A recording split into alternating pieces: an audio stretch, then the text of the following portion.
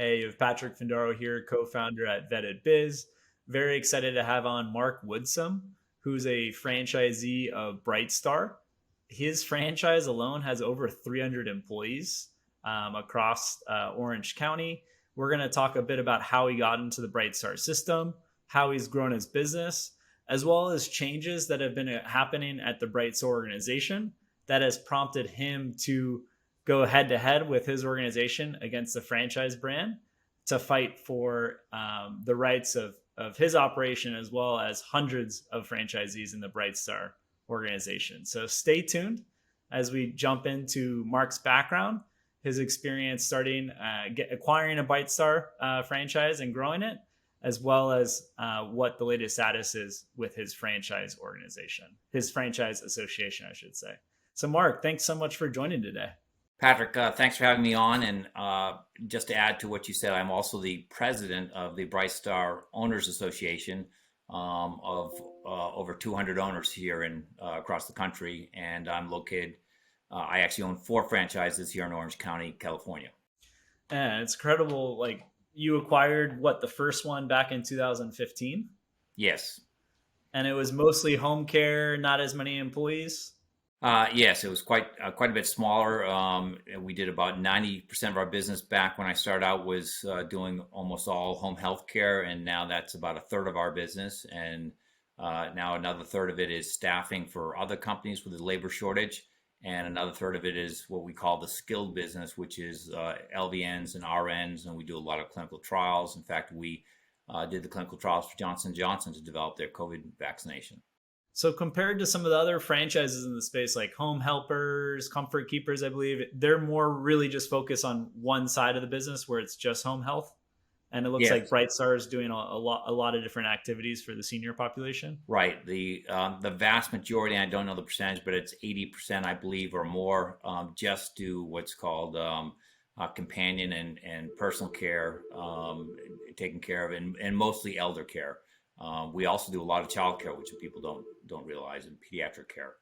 And what were you doing before you acquired your first Brightstar franchise, and now you've grown it to 4 territories prior to 2015? Well, believe it or not, my career was in government service. I started off in the military. I was in the Rangers, and I did counter-terrorist stuff, and I was actually the commander of a nuclear emergency search team, a NEST team, right in San Diego.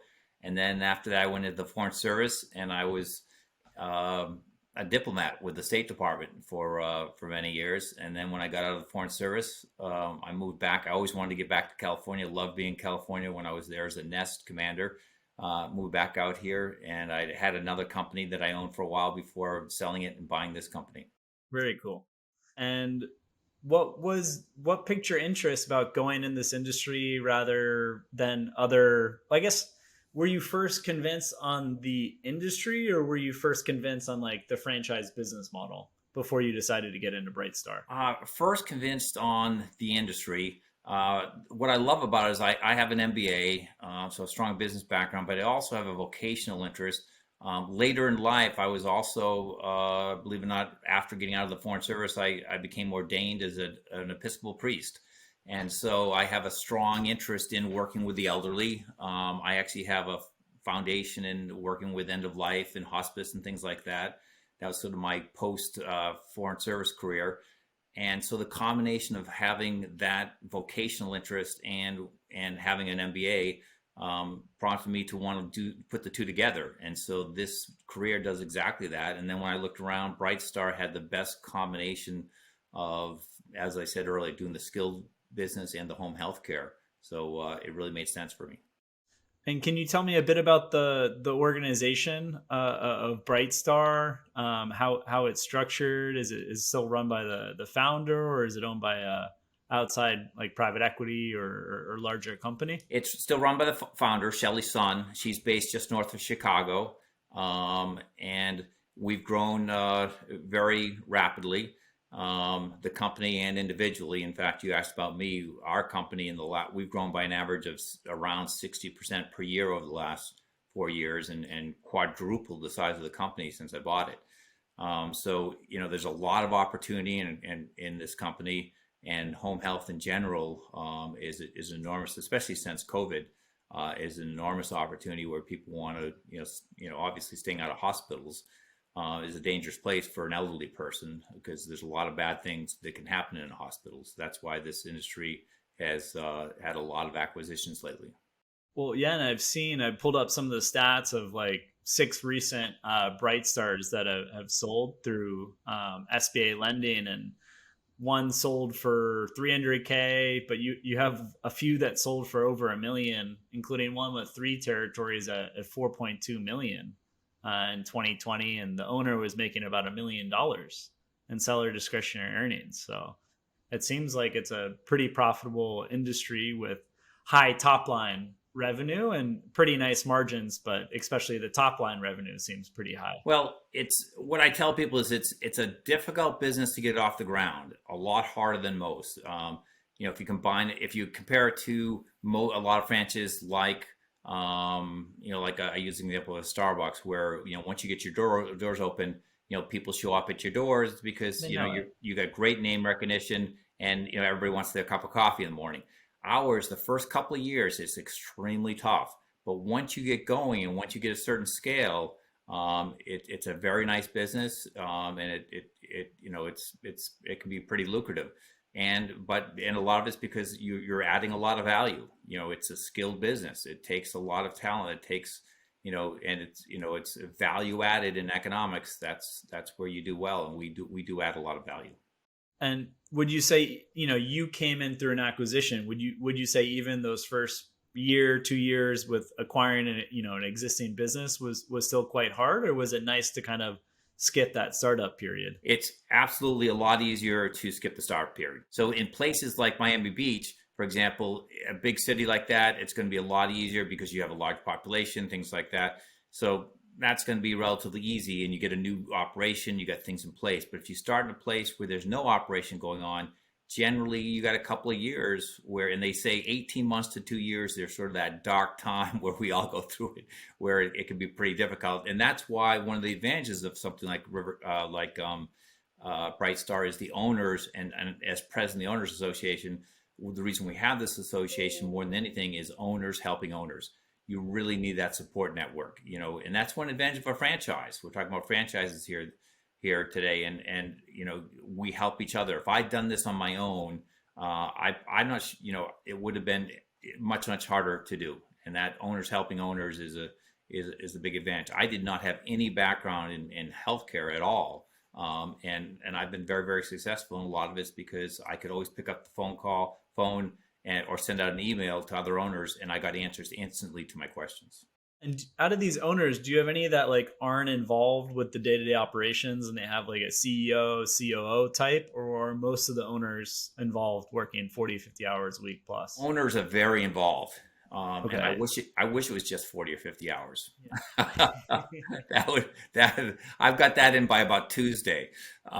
It's a long week. Owners are generally fill one of two roles. Either they have one of three roles. Either they have a great sales background or a great operational / finance background, or some of them are actually nurses, and they do the clinical side of the business. So those are sort of the three hats. You got to wear one of those hats to run one of these businesses. And if you're looking to start a BrightStar from zero, including the working capital for those first 12 months, 18 months, would you say 150K, 200K, or even more? Well, they say 150, 200K, but to be honest with you, it's like any business. This is another one of those economics 101 things where, you always want to, they always say have twice what they tell you, but you got to have enough money, because the difference is if you have that 150 to 200K, you're always bootstrapping it and you're always on the edge. But if you have 200, to 300K, then you got that extra cushion to make it work. And I had the extra money, and I was more successful than other people. The company, even though I had a company that was in business, it wasn't run very well. So mine was a turnaround. It was actually losing money, things like that. So it was still much better than a startup, but it was a turnaround. Now it only took me a year to turn around because it was there and had the fundamentals. It just needed to do some structural things. And how did you find out about the opportunity? Did you work through a business broker, or did you was it you identified the franchisor first and they said there was a resale? Yeah, I identified the franchise. I looked at them and I quickly, because of my business background, was able to identify that BrightStar was the one for me, contacted them, and then I worked with them to identify a few options. And they helped me find Orange County. And actually, I was living in San Diego at the time, so it was a lot easier That's moving move to your Orange family. County than, well, no offense against Miami, Patrick, but Orange County was a lot closer than Miami. And I really didn't want to relocate my family, 3,000 miles. So Orange County made a lot of sense. Nice. Well, there's both great places to live. Probably a little better weather here. Or sorry, here in the winter, and then your summer better weather. Yeah, both great spots. I think isn't there an Orange County and probably out in Florida too, my guess. Exactly. Up near Orlando, we have our Yeah, own Orange it County. worked very well, and I actually commuted. Didn't even have to move. I actually commuted for the first couple of years. It was a pretty Okay. long commute, but it worked well. So those first couple of years, you were putting in serious hours, I imagine, Yeah, including the commute 70, 80. yeah. It was a lot of hours. I was driving 3 hours round trip every day. So, but it worked well. And then so I knew it was going to work before I actually relocated. I knew it was going to work. But Orange Counties, we've got places like that are world famous. I mean, Newport Beach is in our territory, and I mean, you can imagine, having an affluent place like that, Laguna Beach and places like that. And we have Irvine, which is sort of the Silicon Valley of Southern California. So they're great places in terms of the population, and there's a lot of affluence and stuff. So it's a great place to run a business. And how did you get involved in and become the president of the franchisee association? The person who was running it, I'm now the third president of it. The person who was running it, it's a lot of work. And when you're already working a ton of hours a week, nobody wants it. One of the challenges you have in these associations, we have committees and things, nobody wants to take on more work. So when we Sure. have certain committees and stuff, and say ask somebody to raise their hand, everyone takes one step backwards. So it's hard to get volunteers. The guy that was running it, it was time for him to step down, and so he asked me, and I said no at least 4 times before I finally said okay, I'll do it. But it was just one of those things where we have 4 or 5 owners throughout the country who have stepped up and taken on certain committees, and they're terrific. And those owners, it's a thankless job, but we need owners to do it. We also have we have 3, 4 committees where, you keep going to the same sort of owners all the time, but hopefully more and more will do that. But we really need to have owners united and working together and that sort of thing, committing the time. So I did my thing. I've been doing it for about 1.5 years now. I'll do it for probably another, I don't know, 6 months or so, do a couple of years, and then hopefully I'll be able to find somebody to step up and do it for another couple of years.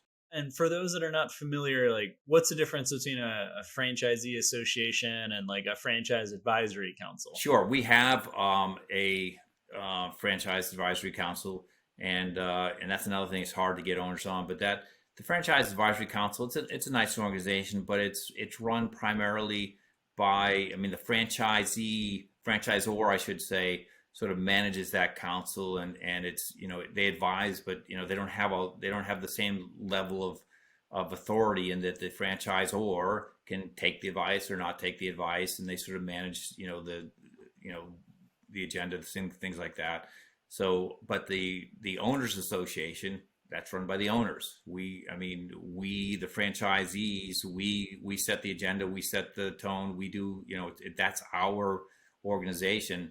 And so that's where our strength comes from. And as you can imagine, it's just like anything. If I have 300 employees, if they all show up tomorrow and say, I want $1 an hour raise, okay, great. What am I going to do?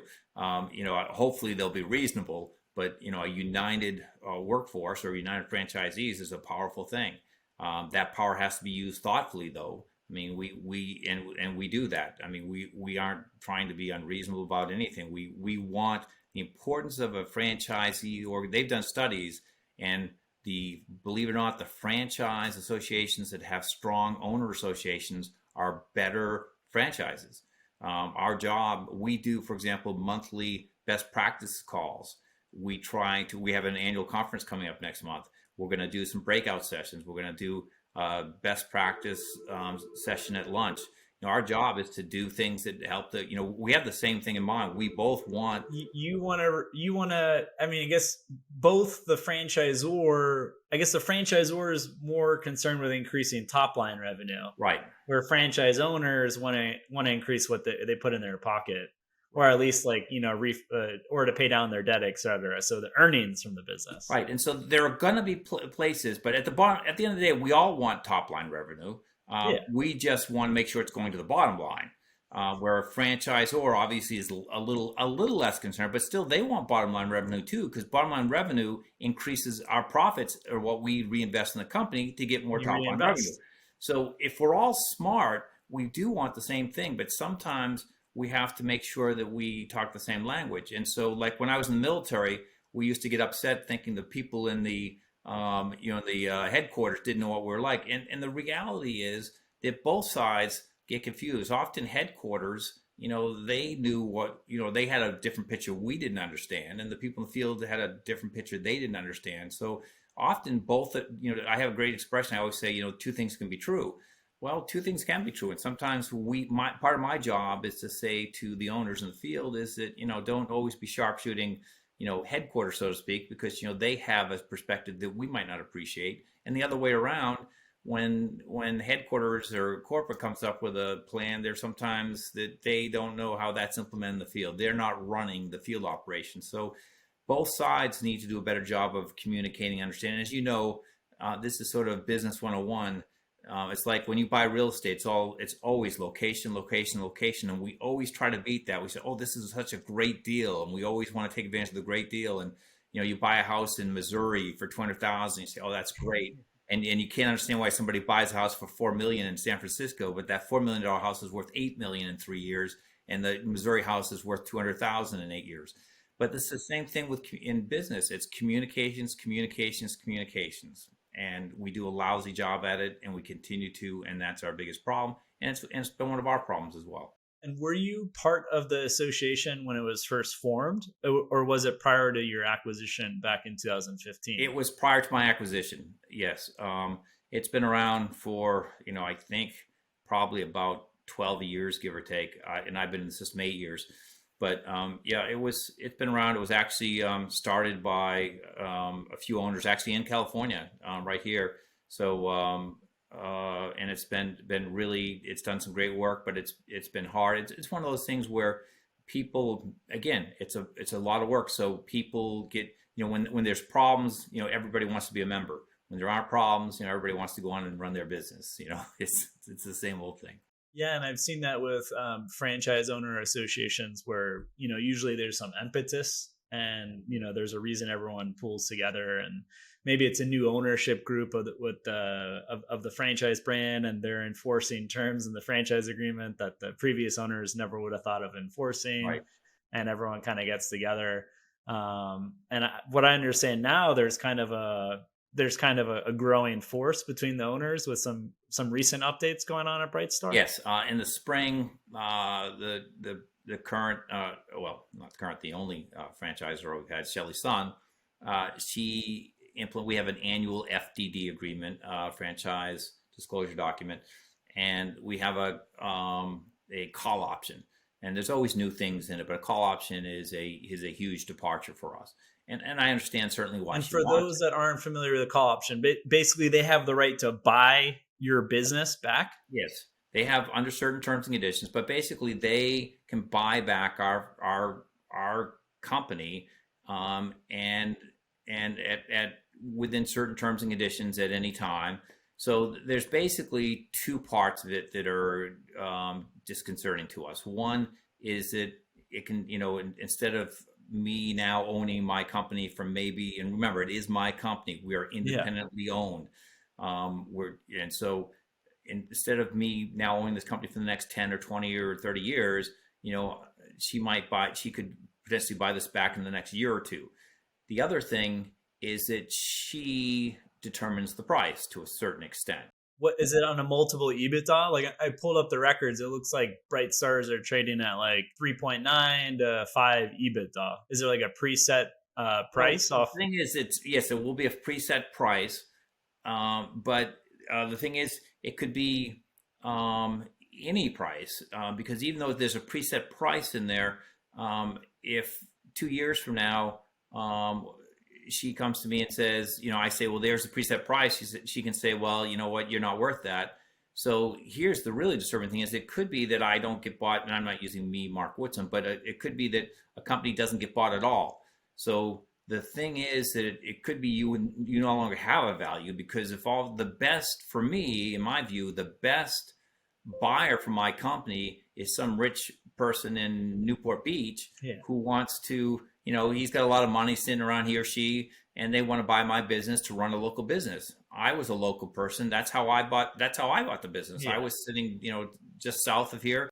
So a financial buyer that's looking to maybe lever up and, invest a few $1 million and buy a nice cash flow business. Local buyers are a powerful thing. They want to buy a bit, especially in a lot of places, where there's affluence. So that buyer is now, why would they buy it when they get a call option and they don't have that? They had all these acquisition costs, lawyer, finance, and if it gets bought in 6 months, it would be a total waste. Right. Time and money. And a lot of owners right now are literally trying to cash out and just dump their businesses and get out of the system because they feel like there's no future. So the values have dropped dramatically. It's like, if all of a sudden you got a house in some place that's really valuable and your market was the entire world yesterday, and now today you have a call option from your next door neighbor. It seems like you should also have a put option. Like the franchisee should also have the right to sell it. Exactly. If there's going to be a call option. Hey, I want to get out now. Right. Like, use your line of credit and buy me at 5x EBITDA. Well, we suggested that, but that didn't go very far. So exactly, those are one of the things. So this is a dramatic thing. And the other thing that's a big thing is it's moving towards a defranchising of BrightStar.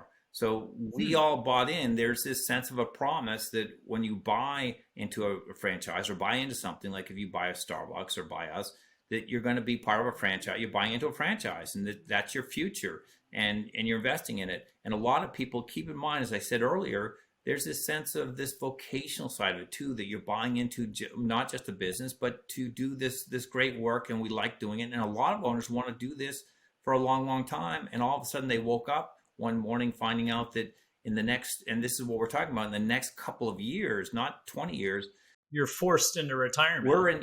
We could be done. That our business could be sold to CVS, sold to Amazon, sold to, some other, Anthem or something. And so when that happens, you can imagine Amazon, CVS, they may love your franchise, but maybe they don't like mine. So they buy yours, but they don't buy mine. And then all of a sudden mine has no value. So you've been building this up and thinking, I'm going to sell it for, $3, $4, $5 million after 15 years. And all of a sudden they don't want you because they don't do business in Colorado. And then you're worth nothing. So it's a very scary prospect. And there's a lot of concern about it. And how does it work? Like, if you didn't renew the franchise agreement, so you have these 4 territories, is it a different franchise agreement for each territory? If you buy the franchises at different years, you can have different agreements, or in some cases you can redo the agreement with the territories. It gets very complicated. But the thing is, our franchise agreement changes literally every year. And that's one of the things about, franchises. It should be like, like when you buy real estate, there's just a standard contract, and Florida has a standard contract where it's pretty neutral, buyer, seller. California, same thing. And you kind of know that it's like kind of the same thing, and it's just like a template. But I think a FDD and a franchise agreement's anything but that. The FTC tried to templatize it with all the different items, but at the end of the day, I mean, you see crazy language that franchise to franchise. Like, I mean, you really have to have a specific area of law focus just in franchising to work with clients to walk them through and negotiate this. The franchise agreement is literally hundreds of pages long. It's all this stuff. And when we went back and looked through it, it wasn't just this thing, but there are other things too. So, it's a lot of stuff changes, and most I'll be honest with you, most owners do not read it every year. Like if they got a 10-year Yeah. agreement, they probably don't. They go years without really checking in to see what's Maybe a doing. year, maybe the year you renew, or maybe a year before you ask your Yeah, buddies in the association, hey, what are the terms looking like for this yeah. And next all of a sudden renewal they cycle? find out, like they all of a sudden after a few years they'll check into it and they'll find out that like 10 other things have changed, and it's like, oh my gosh, we get this, this, and this. So it is a lot. And could you go independent? Like say hypothetically you didn't choose to renew. Can you still operate in the healthcare space, or is there kind of like a non-compete for a Well, certain period of time? there are a lot of, it, and of course, this is state by state. Now, California is very liberal. California, for example, doesn't respect Pro non-compete. employee, pro Yes, franchisee, essentially. exactly. We are very, Yeah. if I try and get an employee to sign a non-compete, that's never going to out here. Yeah. But other states, you don't have that sort of liberal thing. So going independent in California is a lot easier than in most states. Other states, but you also risk litigation and other things. But so that's certainly something that people would consider is if they get defranchised, can they go independent, things like that. And that raises a whole nother set of issues. So there's a lot going on. And you lose the brand equity. I'm sure a lot of people know Mark, but Brightstar is super well known, and they've been doing Right. business with Brightstar for many years. So the offset, of course, is always going to be which is more valuable, the 10% give or take that you're paying in royalty. So if you're a $10 million business, that's $1 million a year. 5 million, 500,000, which is more Do you valuable? get that return? Yeah, well, is that money worth more than the brand you built up? And most people would say that brand is worth that. That's why they're in Brightstar. Exactly. So That's why you stay in the franchise right. when you bought it in the first place. So that's the thing. So at some point you're always asking that question, and people rarely do people go independent. They think that brand is worthwhile. I mean, I made that decision going in. So that's the big decision. But if they go in 2 years, and Shelley has spoken and she's been very truthful and honest about this, and I give her credit for that. But she believes that the future is changing home healthcare, and I think this is a big place where owners and Shelley have a fundamental disagreement. Is that she has a certain future that we don't agree with Medicare Advantage and other things in a different market, and she may well be right. But right now, Medicare Advantage does not work for us. It's not something we've seen work, and it's low margin. Yeah. And it's where we are we've always been the premium product. You're selling to the Newport Right. Beach folks. We're the top end. We are the number one ranked home healthcare company in the nation. We are, people come to us. We service literally billionaires. We take care of, the top, people. We're private pay. We're a different product. Will we be, is that where we're going to be in the future?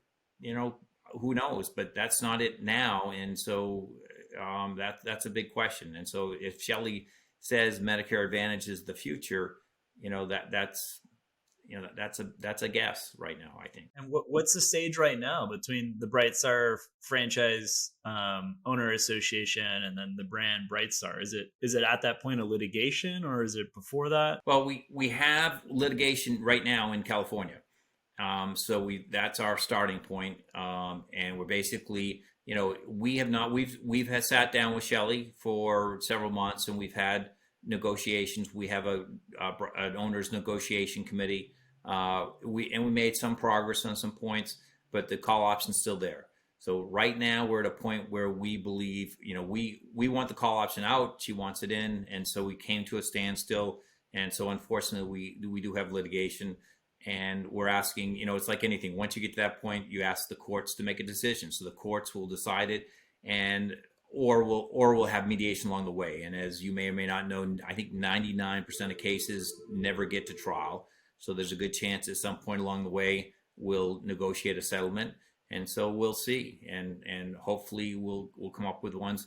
What we're looking at basically is we're trying to be reasonable. As I told you, I was in the diplomatic corps for a long time. My thing was negotiations, so I'm always optimistic.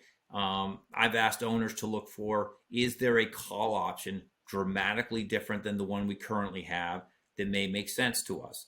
One that's maybe at not that she can do, but is triggered only with a sale, and we, and the new buyer can afford to pay right, like 8 exactly, or 10x EBITDA, right, really, and it's like you're getting pushed out, but right. But you can go to a nice retirement and we get a premium, exactly. So yeah. that's a very different call option than a lower one. So in other words, it's a successing. We Well, the all win. premium would flow down. Say the brand sells for like 500 mil, and then the new acquirer has to pay out another 300 mil, 400 mil to the franchisees. So the value flows throughout the whole system. Right. No, what in that case? So if there's a call option like that, that's a very different call option. And I've asked owners, is that something we can live with? On the other hand, I've asked Shelly, is there a way to get done what you need done without a call option? So if we're both open-minded, maybe we can get there. And that means, for example, she needs the call option so that she can deliver to that strategic buyer the system.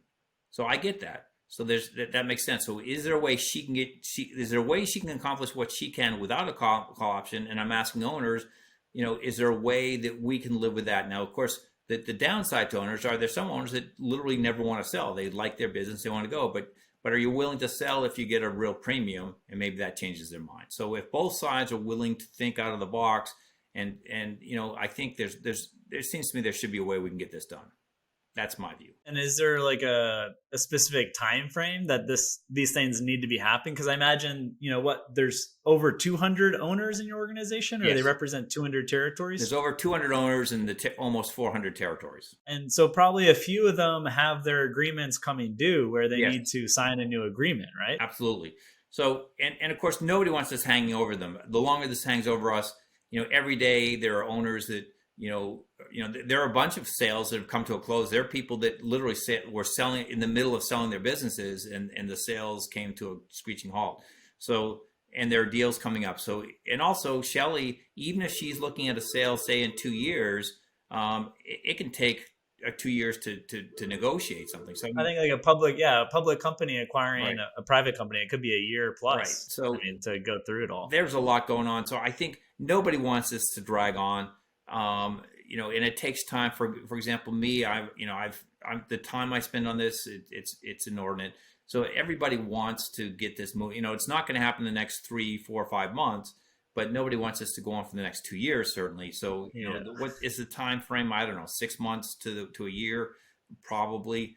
But it's not 3 or 4 years, and it's not 3 to 6 months, probably, is my guess. But we'll see. Yeah. Well, the downside to a franchise brand that I guess gets aggressive with the franchise agreements, you could just slowly have every franchisee leave the system. And then, a lot of strategic acquirers aren't interested in a brand that's like losing Right. units every year. And that's another thing is that, the strategic buyer doesn't want to, there's other brands out there. They don't want to, right now we're a premium brand. We're not going to be a premium brand if this drags on forever either. So we don't want that to happen. So, and that doesn't serve anybody well. It doesn't serve, Shelly and I have been very cordial throughout this whole thing. We have a strong professional relationship. We don't want, neither of us wants this to hurt the brand. So we want to get this behind us.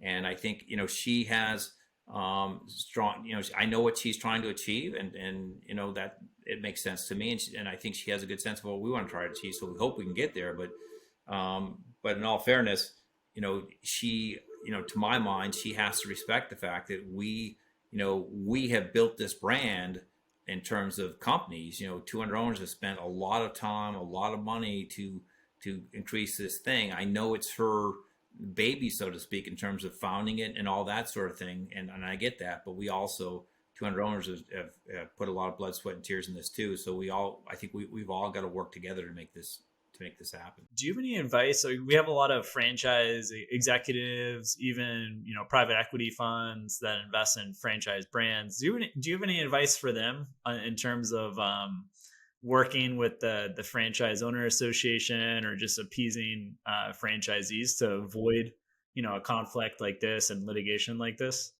Yeah, it's really negotiation 101 here. We're getting to is that it gets back to that comment I made earlier about communications. You've got to communicate. There's got to be, you can't be it's like leadership. one of the biggest problems with leaders, I do a lot of Myers-Briggs stuff with my owners, with my Okay, great. employees. And, leaders, one of the things about leaders are charismatic, they're strong, they're smart, they get all these great things, but they also often think that they're the smartest person in the room, and they don't listen to a lot of people. And I'm not saying this of Shelley, I'm saying this of all leaders, and myself included. And one of the hard things is to listen to other people. And I ran into this in the Foreign Service, and why one of the things when I was in the Foreign Service, one of the way most of our deals were done through, quite frankly, through back channels, not at the negotiating table. So you've got to communicate, you got to listen, and that's why it's so hard to get this stuff done, is because communicating is the best companies. Have to put egos aside and have Hyper communication. You've got to listen to people. And, and I didn't, when I was younger, one of my biggest problems was, I would get defensive and, wouldn't listen to a lot of things. And you've got to listen, you've got to communicate. And I think right now, one of our problems has been not enough communications between the field and corporate. And that's understandable. It happens everywhere. It happens in companies. It happened at our company. We had our offsite 35 employees. We're not up to 300 employees like you yet, but we have 35 employees. We had our offsite, and that was one of the number one basically weaknesses. We did a SWOT analysis, and I think 15 people voted internal communication being the greatest weakness for our company. So it's like, I see that. It's like, shoot, well, we have to really improve this and better hyper communicate and communicate across the different functions of our business. It's always the case. Every company in America, it's about communications. And part of the problem is it's impossible to see the world outside your worldview. I'm always going to have a certain worldview because I was born with it. And so it's hard for me to see outside it. And that's why you need to hire people around you that have different worldviews. And unfortunately, most people hire people like them because they like them. So if you're an ENTJ, for example, in Myers-Briggs language, you go out and hire a bunch of ENTJ, you hire people like you. And so then when you go to people around you and say, what do you think? They all, people think that you don't want a bunch of yes men. Exactly. And that's one of the big misnomers that people don't understand. People think that leaders have yes men or yes women because they're just being self-serving. It's because they really do see the same thing as you, because you hire people like you. It's a huge problem. In fact, there was a book by Jack Welch years ago from General Electric, and he said that's one of the biggest problems is that you've got to have diversity. And he said that you got to choose as a CEO of a company, you got to choose whether you're going to be the head salesperson, the head product person, the head finance person, head operation, whatever. You can't be everything. He said, but in his view, what you really got to be is the head HR person. Your job is to hire great people, make sure it's a great environment, retention. It's all about people. And I remember reading that, and that's what I focused on. I think there's definitely a period of, say you just had 10 employees, you can be that chief sales guy and you can bring the company forward. But then, you hit a certain number of employees and it's just all about the people, like you said. It really is. And we've always focused on culture.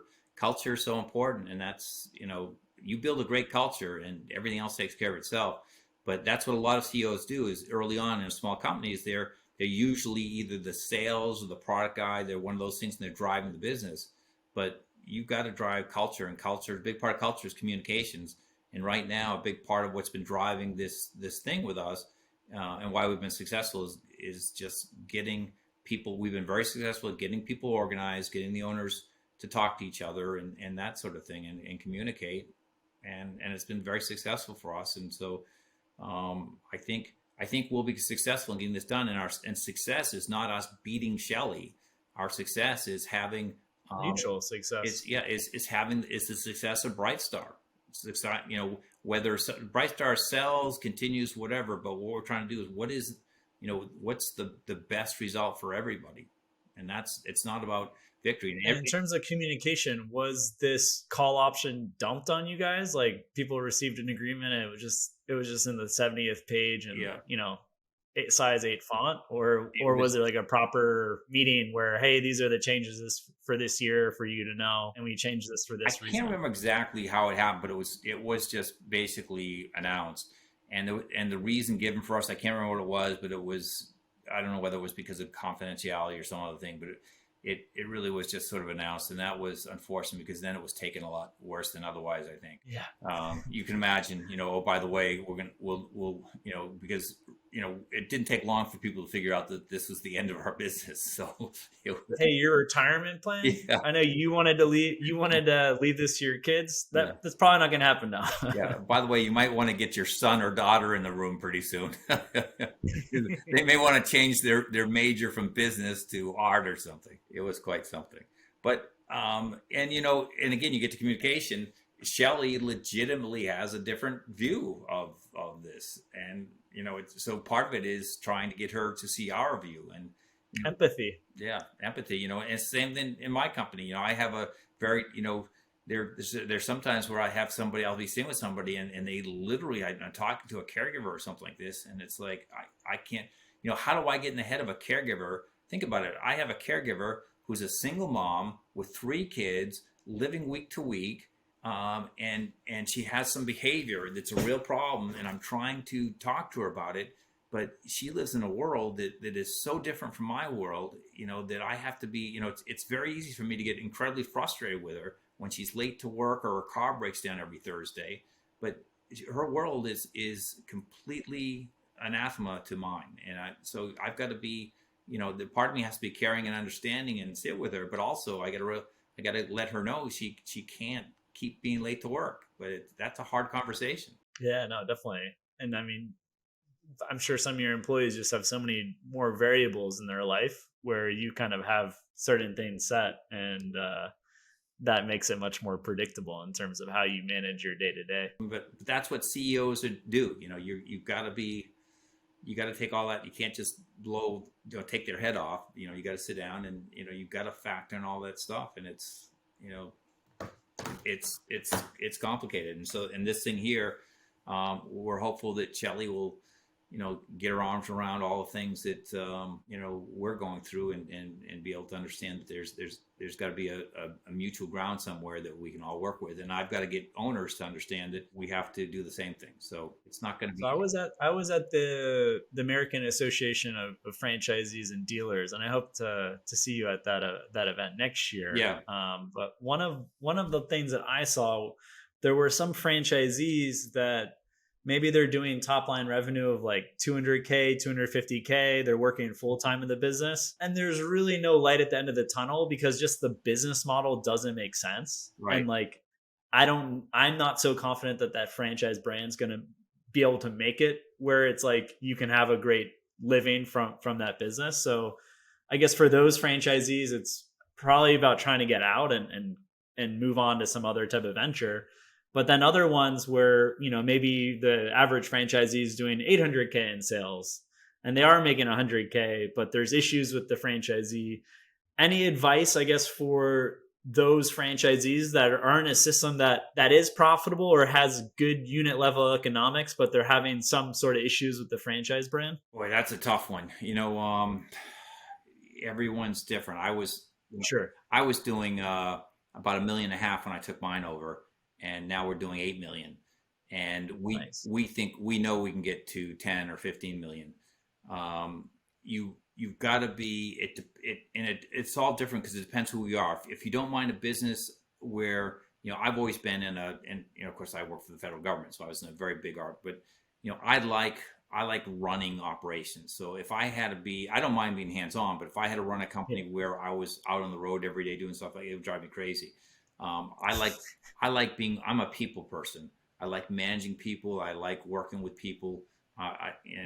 So when the company was at $1.5 million, 2 million, 3 million, it was a ton of work. Once we got over 3 million, then it started to become fun. And of course, scale is going to be different in every business, but you want to get it once you have, for me, as most people as owners, what gets fun, there are 2 types of owners that like to manage things, and it gets fun when you have enough people so that you're managing it rather than, there's an expression, you want to be, you don't want to be in the business, you want to be what's the word I'm looking for, I guess, but Don't work in the business, work in the on business, the right? business. Is Exactly. that And that's so much more enjoyable, because when you're in the business, and quite frankly, when you're in the business, and this is really as true. It sounds like, sort of esoteric garbage, but when you're in the business, you're so in the weeds, you aren't able to grow the business. And I was doing a lot of that. My first 2 or 3 years, I was completely flat. I wasn't growing at all because I was so in the weeds and everything. And then finally, I got my head out of the weeds, and then we went from 3 years of being flat to literally growing at 60% per year for 4 straight years. wow? I mean, it was like a Yeah. rocket ship. And that was because I was doing my job. I'm not paid. My job is not to be doing, a $15-20 an hour job, and I was doing a lot of that stuff. So, but there are other people who like to be, out front, cooking the pizza, Sure. doing stuff like Working that, at the cafe or in the working cafe at and some stuff like healthy that. food franchise. They love that, and so for them, it's where you get your satisfaction. And so different people get different, satisfaction in other places. So, job satisfaction is different places. For me, I mentioned earlier that I'm also an ordained priest. I get my satisfaction. I love being with people. I love going out and visiting our clients. I love having the time now. I go out, when, I don't, death and dying sounds like obviously a gloomy thing, but it's not necessarily. There's part of end of life. Exactly. It depends on your Yeah, belief. most Americans are very afraid of it. I go out and visit We with saw that families. with the COVID pandemic. Right. And so families, when people are dying, nobody comes to visit half the time because they're afraid of what to do. And so one of the things I go out to families and talk to them about, all you got to do to, the thing is just go and sit with them, go be with them, just spend time. They don't need, Be present. they just want to tell their story. And so now I get a lot more time to visit with families, do things, and that's what I like to do. So every business is really, the important thing is to get out of the business what you want to get out of it. It's not, you got to make enough to make a living, otherwise you're going to lose it. But the important thing is I spend a lot of time to find the right business for me. It wasn't about the size or other things, and that's what's important, is make it business. For most entrepreneurs, business is about freedom. Entrepreneurs, they're a lot to work 90 hours a week. And people say, "Oh my God, you're working yourself to death." No, I mean, I don't mind working there. Most people love what they do, entrepreneurs, and they love the work and they love, the stuff. So as long as they love what they do, You probably end up working more hours, but you have flexibility where right? you could go see your kids swim meet on Yeah. a Thursday afternoon, but then you put more hours in Saturday, and it's fine. I never missed a swim meet for my kids. I never miss, stuff like that, because I mean, I'd be swimming a swim meet. I'd bring my laptop with me. Yeah. It was, even if it was on a Saturday or something like that. So I was always there. My kid, when he was in school, J. Sarah, he went to J. Sarah High School. There you go. I went to, I was he was in the business program. I was a volunteer and stuff. I was way involved. I went to I was way more involved in his school than other parents because I had flexibility. So that's the thing about owning your business, is that it gives you all those kinds of things. If you had something at 10:30 in the morning, I just head out down and I'd go to it. So I never had any issues with that. So business, and and the ability to be there, and also for your employees. I do basically counseling with employees. There are employees who get in financial trouble, other things, that I can sit down with them, help them through things like that. So you become sort of a counselor to your employees.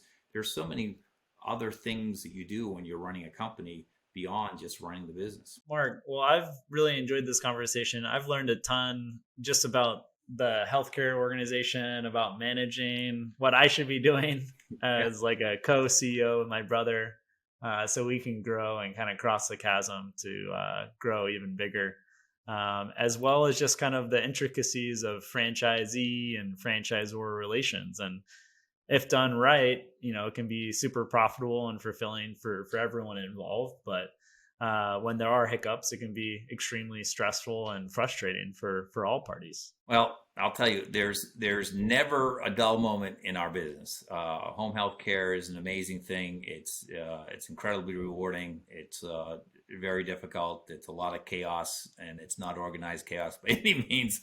But we love what we do. And I'm sure we're going to get through this phase that we're going through. And Patrick, I really appreciate your time today. It's been a pleasure meeting you, and I hope I enjoyed it. Where there's a will, there's a way. Yeah. So okay. I have confidence. All right. Appreciate it, Mark. Okay.